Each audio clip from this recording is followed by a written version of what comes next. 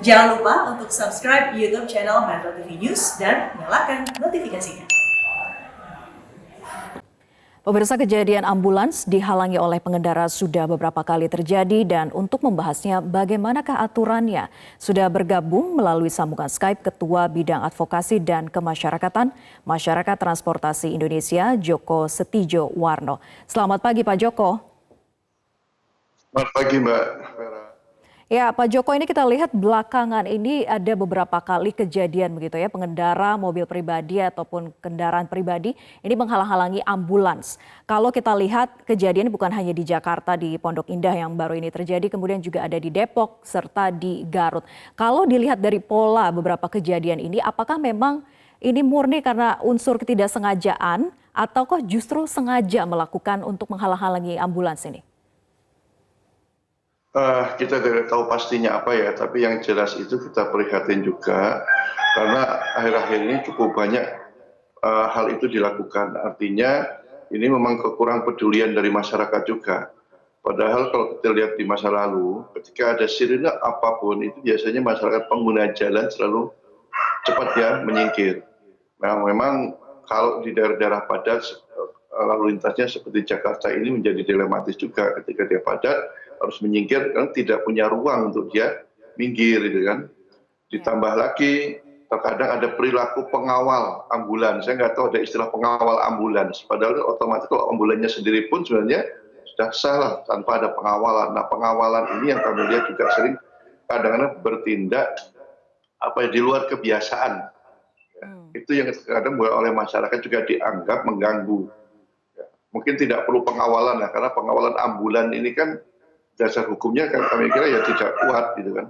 Jadi dengan ambulan itu dengan lampu ya, kemudian ada sirine itu dasar hukumnya sudah kuat.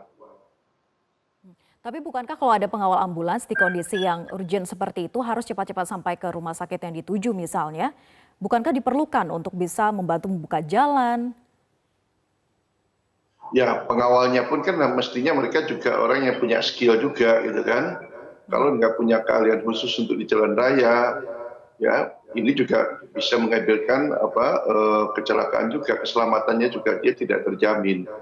Jadi kalau butuh pengawalan ya kita minta aparat kepolisian saja atau dinas perhubungan yang memang mereka dilatih untuk mengawal kendaraan tertentu.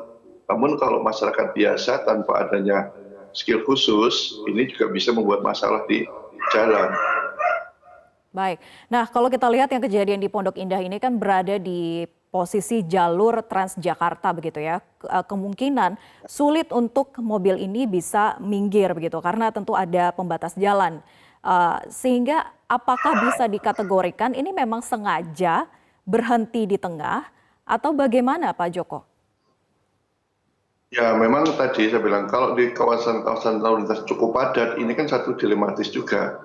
Apalagi mungkin itu di jalur Transjakarta yang tertutup ada kendaraan selain ambulan yang masuk di situ atau bus ya, itu jelas sangat mengganggu sekali. Kalau memang itu jalurnya untuk Transjakarta, ya busway umpamanya ya, ada kendaraan lain itu juga jelas melanggar. Namun kalau dia cuma bus lane aja ada kemungkinan ya karena kepadatan lalu lintas tadi. Namun terlepas dari itu mestinya masyarakat juga harusnya punya rasa peduli lah. Apapun bentuk sirenenya, ya, harusnya segera memberi jalan buat kendaraan yang punya sirene itu. Nah, kalau kita lihat aturannya, Pak Joko, ini kan PP nomor 43 tahun 93, pasal 65 ayat 1 bahwa mobil ambulans yang mengangkut orang sakit ini wajib didahulukan diberi jalan. Setelah aturan yang pertama ini adalah pemadam kebakaran begitu ya. Nah, artinya sangat jelas bahwa ancaman hukuman pidana bagi pelaku penghalang mobil ambulans ini memang ada. Tapi apakah memang masyarakat sudah betul memahami hal ini atau justru memang tidak paham? Ya, PP-nya itu mengacu undang-undang yang lama itu sebenarnya. Undang-undang lalu lintas yang lama ya. Tapi kalau di undang-undang lalu lintas yang baru sudah jelas itu. Jadi bukan di peraturan pemerintah namun dalam undang-undang lalu lintas dan angkutan jalan nomor 22 tahun 2009. Itu sudah disebutkan di pasal berapa 34 ya. Itu ada 7 jenis kendaraan yang punya hak khusus lah. Ketika dia lewat dia harus didahulukan. Antara lain salah satunya adalah mobil ambulan. Baik. Jadi sudah meningkat tidak hanya peraturan pemerintah, tapi sudah di undang-undang dan ada sanksinya juga di undang-undang tersebut. Mhm.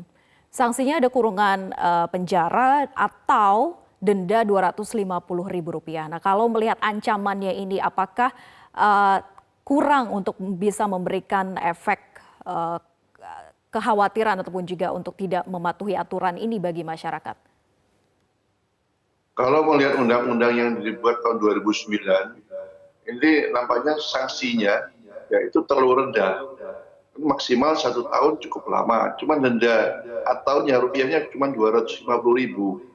Makanya dalam rangka revisi Undang-Undang Lalu Lintas Angkutan Jalan yang sudah seprolegnas itu semua sanksi itu harus dinaikkan. Kan nilainya terlalu rendah untuk sanksi finansialnya itu. Sehingga masyarakat sebesar itu dia masih mampu untuk memberikan untuk membayar. Atau mungkin ditambahkan sanksi lain, saya nggak tahu pasalnya berapa di KUHP, mungkin mengganggu ketertiban umum atau apa bentuknya ya. Ini perlu penambahan untuk sementara ini sebelum adanya revisi Undang-Undang Lalu Lintas dan Angkutan Jalan. Baik, artinya sanksi dendanya harus ditingkatkan, bukan kurungan penjaranya begitu ya. Kurungan penjara 1 bulan masih rasional begitu. Nah, lalu kalau sanksi denda yang dinaikkan berapa idealnya Pak Joko untuk bisa memberikan efek rasa takut lah minimal bagi masyarakat ataupun pengendara untuk bisa berhati-hati kalau ada ambulans mendahulukan ambulans? Saya buat pembanding aja ya. Kalau pembandingnya itu di Rusia itu, kalau muatan lebih itu ketahuan melanggar, itu sanksinya dirupiahkan hampir mendekati 100 juta rupiah. Di kita kan cukup ringan gitu kan, di bawah 1 juta lah. Rata-rata saya lihat di Undang-Undang Lalu Lintas Angkutan Jalan itu sanksinya di bawah 1 juta. Jadi ya kalau kita lihat kesetaraannya dengan muatan lebih saja itu odol itu 100 juta ya kisaran itu aja sanksi yang diberikan. Sehingga ada efek jerah juga buat masyarakat agar mentaati aturan yang sudah ada. Baik, dinaikkan dendanya menjadi 100 juta rupiah agar ada efek jerah. Lalu bagaimana kalau dilihat penerapannya sejauh ini? Apakah memang dilakukan pembiaran saja? Artinya tidak ada tindak lanjut penindakan dari aparat misalnya untuk menindak bagi mereka yang melakukan pelanggaran menghalang-halangi mobil ambulans ini? Kalau mau melihat beberapa kasus yang ada, mesti ada tindakan lanjutannya. Ya, namun melihat sanksinya tadi kan memang cukup rendah. Artinya perlu sanksi tambahan lagi dari katakanlah kalau di KUHP, saya nggak tahu pasalnya berapa ya diberikan tambahan sanksi lagi. Dengan dasar itu mungkin bisa lebih banyak lagi sanksi yang diberikan gitu kan. Selain kita menunggu juga nantinya revisi dari Undang-Undang Lalu Lintas Angkutan Jalan. Baik, tapi kalau dilihat berdasarkan pantauan Anda selama beberapa kasus terjadi belakangan ini ataupun juga sebelumnya begitu, apakah memang dilakukan penindakan atau justru dibiarkan saja Pak Joko? Pendidikan tetap ada, cuman solusi penyelesaiannya seperti apa kita tidak banyak tahu. Seperti apa penyelesaiannya itu. Seandainya sanksi pun tadi kan memang ringan kan, 250.000. Dia memilih denda aja 250.000, umpamanya gitu ya. Baik, terlebih kalau melihat aturan hukumnya harus ada masyarakat yang mengadu terlebih dahulu begitu ya ke pihak polisian, baru bisa dilakukan penindakan selanjutnya. Saya kira kalau sudah kasusnya seperti ini, apalagi kalau ambulan itu membawa orang sakit sehingga menyebabkan kefatalan juga bagi yang sedang sakit itu. Saya kira tidak perlu adanya laporan khusus ya. Apalagi sudah viral di media itu mestinya proaktif saja. Baik, kepolisian terhadap kendaraan pelanggar. Baik, Pak Joko, informasi terakhir yang kami peroleh untuk kasus kejadian yang di Pondok Indah ini belum dicari dan juga ditemukan pelakunya ataupun juga pengendara mobil yang menghalang-halangi mobil ambulans ini. Artinya pihak kepolisian menunggu aduan dari masyarakat. Ketika delik aduan yang sudah ada maka dilakukan penindakan begitu. Nah, bagaimana Anda melihat hal ini? Apakah ini juga harus dibenahi ke depannya? Ya kalau memang aturan hukumnya delik aduan seperti itu, pembenahan itu penting. Ya, tapi kalau kami melihatnya kalau memang di undang-undang itu sudah jelas kalau aturan hukumnya, cuman besaran sanksinya aja yang masih kecil, itu mesti tanpa menunggu aduan pun, apalagi sudah menyebar di media sosial dan media massa seperti ini, itu segera aja dilakukan penindakan, cari. Dan saya kira plat nomor kendaraannya juga sudah ketahuan. Baik, selain sanksi yang seharusnya dinaikkan begitu ya untuk memberikan efek jera dan juga rasa takut bagi masyarakat jika melanggar, apa yang harus dilakukan ataupun bagaimanakah cara yang tepat untuk bisa memberikan sosialisasi dan pemahaman kepada masyarakat bahwa ketika menghalangi mobil ambulans ini adalah melanggar aturan hukum?